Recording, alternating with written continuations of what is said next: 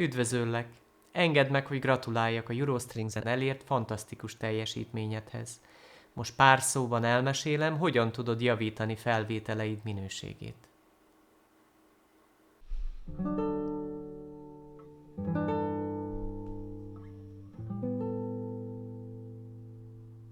Először is egy limiter segítségével megnövelem a felvételnek a hangerejét.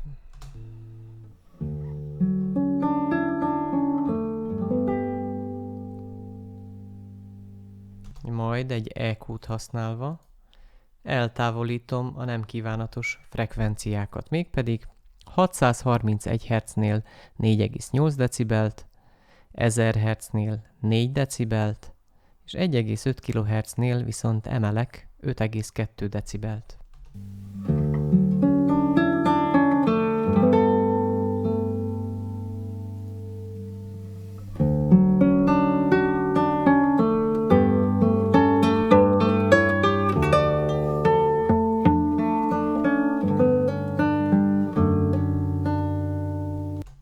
Már csak egy zengetőre lesz szükségünk.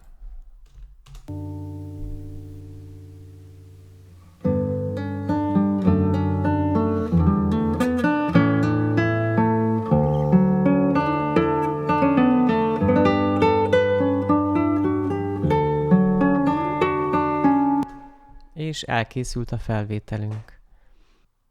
Sok sikert és szép napot!